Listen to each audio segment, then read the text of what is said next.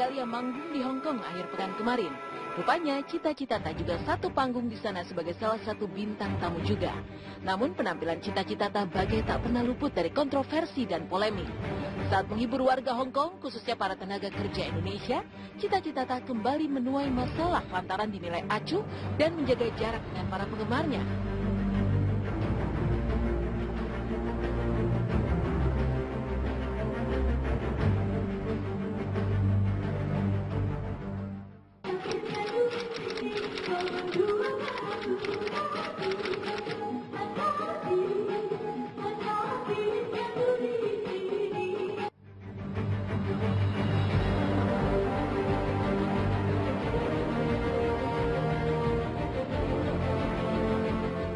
Tingkah Cita Citata yang diduga menjaga jarak dengan para fans di Hong Kong melahirkan kekecewaan tak terkira bagi para pecintanya yang rela hadir di Hong Kong Convention Center. Bagaimana tidak, untuk sekedar foto bersama saja, para TKI tersebut diminta antri, bahkan harus mengenakan kaos yang bertuliskan atau bergambar wajah Cita. Benarkah saking kecewanya, para fans menilai Cita Citata sebagai sosok yang sombong? Inikah yang disebut star syndrome?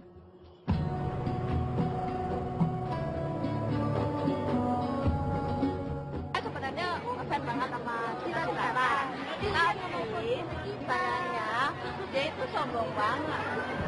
Dia baru pertama kali ke Hong Kong udah kayak gitu. Kita harus sama-sama orang Indo ya. Harusnya nggak boleh kayak gitu. Masa mau foto sama dia harus pakai kaos Cita Citata. Kalau nggak boleh foto. Langsung mereka masuk. Sampai sekarang katanya dia sakit nggak mau keluar gitu. Sakit hati nggak sih kalian digituin? Sakit hati banget. Nanti kalau kesini lagi saya nggak mau lihat dia. Kesel banget pokoknya. Masalahnya kita udah nunggu dari pagi. Bahkan saya sampai beli bunga, saya nggak jadi kasih ke dia. Kali ini kecewa banget sama Cita Citata yang selama ini saya agung-agungkan. Wah, konsep Dadalinya memang mantap, spektakuler gitu loh. Ya, top banget buat Dadali. Kalau Mbak Cita tadi ya kayaknya nggak begitu respect sama kita gitu kayaknya. Agak menghindar gitu. Kita kan agak kecewa gitu sama gitu. Kenapa emang Mbak?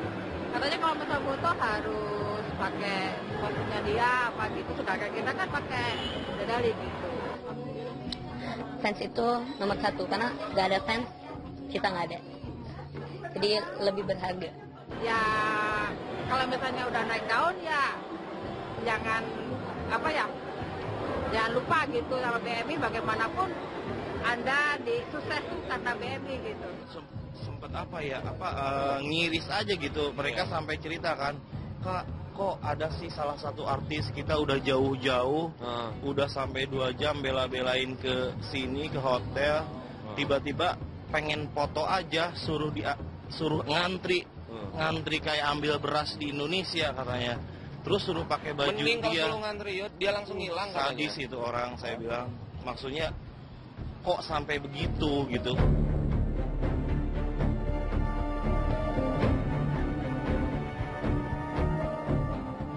Membuat masalah dengan mengecewakan para fans di Hong Kong ini kian menambah panjang daftar kontroversi yang belum diselesaikan Cita Citata. Sebut saja kasusnya dengan warga Papua yang masih terus bergulir di jalur hukum. Dan belum lama ini pula, Cita sempat pula menuai masalah kembali lantaran salah menyebut nama perancang busananya saat tampil di Malaysia. Tak ayal hal itu membuat marah sang perancang busana. Lantas benarkah rentetan masalah yang silih berganti ini lagi-lagi lantaran Cita tengah terkena star syndrome? Mungkinkah demam status kebintangan dan popularitas membuat Cita lupa diri bahkan bersikap acuh?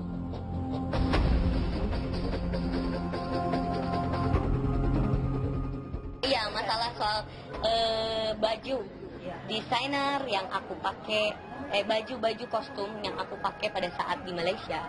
Jadi itu aku kan crowded ya, bingung harus ngapain karena sejam aku pindah ke tempat ini, on air di tempat itu, on air lagi di mana gitu. Jadi aku memang nggak memikirkan soal itu. Aku sudah aku udah mempercayakan semua itu ke IO yang di Malaysia. Tapi ternyata semuanya nggak di cover. Jadi Cita nggak sempat ngobrol sama desainernya dan tiba-tiba Cita menanyakan ada di tayangan itu. Cita nanya, desainernya siapa? IO-nya langsung bilang ya Cita cuma memuji dan bilang kalau memang apa yang Cita pakai ini ya desainer dari apa yang Cita bicarakan, karena itu dari IO-nya yang ngasih tahu. Ternyata salah.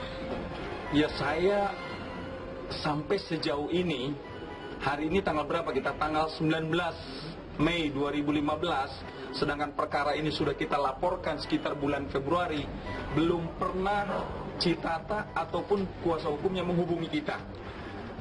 Saya selaku kuasa hukum dari masyarakat Papua, ya, memberikan peringatan kepada artis Citata. Tolong kepada artis Citata, dalam jangka waktu dekat ini hubungi klien kami, ya, yaitu tokoh-tokoh Papua. Jangan sampai mereka bertindak di luar hukum positif.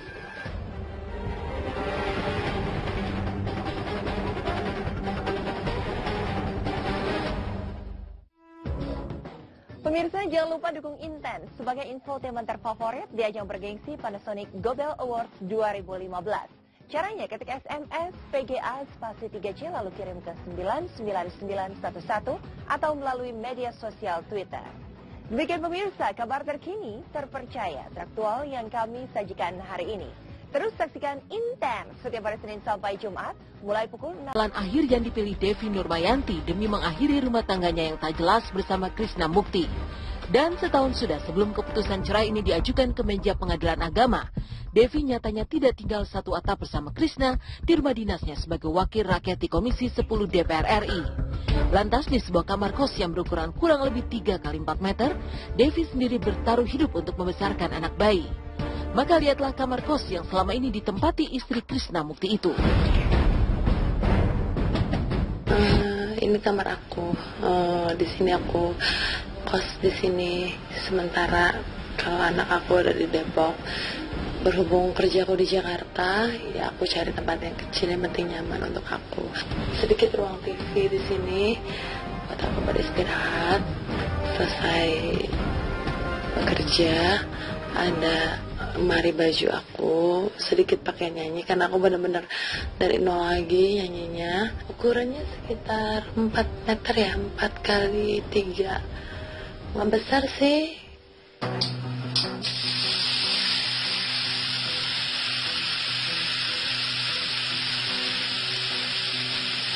Cukup dengan kayak gini sama nasi merah aja udah.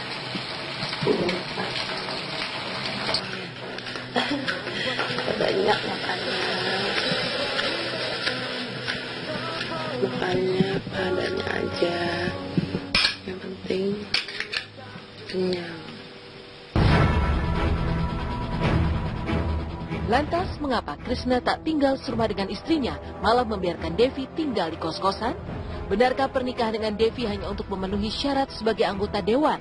Ataukah pernikahan itu sendiri dimaksud agar mendapat tunjangan anak dan istri setiap bulannya? Jadi ada tunjangan istri, tunjangan anak ada, tapi itu nggak besar. Jadi nggak akan mempengaruhi postur gaji gitu ya. Kan bisa dilihat di berita dan media. Mungkin saya kurang ya karena memang nggak dapat kan tunjangan istri, mungkin sekitar 1 juta atau berapa lah. Nggak signifikan gitu. Kalau tunjangan anak ada juga gitu. Saya minta kamu untuk jadi istri saya.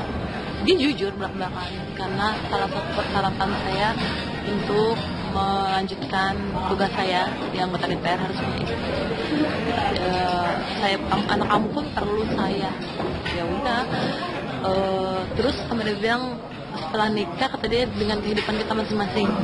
Kamu dengan hidup kamu, saya dengan hidup saya. Oh tidak ada persyaratan, nggak ada apa-apa, nggak ada persyaratan, tidak ada. Sekarang kalau syarat itu dipenuhi ya sudah sah. Tapi ini kan manusia, direkayasa bisa. Nah, niat menikah apa? Itu nggak dikemukakan. Niatnya memang karena cinta atau karena mau siri atau mau adalah macam-macam lah. Sudah hamil duluan macam-macam bisa. Dan pernikahan Krishna Mukti dan Devi yang sudah setahun lalu seakan bagai sebuah anomali atau keanehan. Betapa tidak, Krishna sesungguhnya tengah menjalin hubungan asmara dengan Astrid yang tak lain adalah asisten pribadi sekaligus saudara Devi sendiri. Lantas benarkah pernikahan itu hanyalah sebuah skenario yang diatur Astrid demi sebuah tujuan tertentu? Saya berpikir bahwa Astrid, pacar saya, seperti benar-benar, bukan seperti ya, memang benar-benar sedang depresi gitu loh. Kebetulan Astrid ini orangnya memang perasaannya halus gitu. Jadi tidak bisa ada teman, sahabat, kerabat, saudaranya yang kesusahan sedikit dia pasti akan membantu dengan segenap hati gitu. Kadang-kadang dia tidak memikirkan dirinya sendiri. Itu Astrid seperti itu orangnya. Tapi tiba-tiba begitu pernikahan sudah terjadi, dia merasa saya istri, semuanya dibikin jadi terbalik. Dia berharap saya tidak dekat dengan Mas Krishna, dia berharap saya tidak harus ada di saat dia sama Mas Krishna, gitu. Itu kan salah kalau buat saya, karena kan dia tahu awalnya seperti apa. Oke, saya akan menikahi saudara kamu, tapi tolong dengan catatan dampingi saya, gitu. Karena biar bagaimanapun saya ini menerima Devi, saya menerima apa ya? Ya ibaratnya mohon maaf, sesuatu yang memang belum saya ketahui, seseorang yang belum saya ketahui gitu loh. Jadi saya perlu di guide gitu. Nah kebetulan ada rumah dinas di mana saya sama Astrid tetap melakukan hubungan kerja secara profesional ya, walaupun secara hubungan sudah tidak ada lagi, tapi hubungan persahabatan tetap berjalan. Nah saya pikir di sini banyak kamar, apa salahnya kalau Astrid juga tinggal di sini? Karena kan Astrid ya mohon maaf single parent juga. Pasti ini akan menjadi berat karena ini sekarang sudah lagi masuk masa sidang dan kita akan membahas anggaran APBN 2016. Banyak hal yang pasti akan membebani pikiran. Plus ada urusan rumah tangga, permasalahan rumah tangga. Nah ini pasti akan berat ya. Saya berharap supaya Mas Krishna diberi kekuatan, keteguhan hati untuk menjalani proses ini gitu.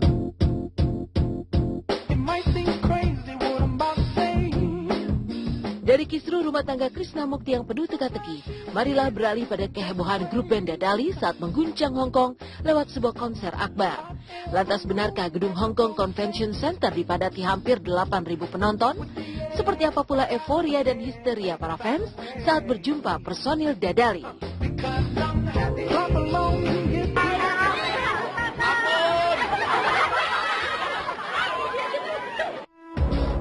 Selamat pagi pemirsa, bertemu lagi bersama saya Mila Rahmawati. Dari kasus pernikahan Krishna Mukti dan Devi, inilah aksi grup band Dadali yang sanggup mengguncang Hong Kong dengan tampil memukau di hadapan 8.000 penonton serta mendapat penghargaan di sana. Lalu benarkah selama berada di sana, grup band Dadali tetap memilih jalan kaki dan naik angkutan umum ketika keluar dari hotel?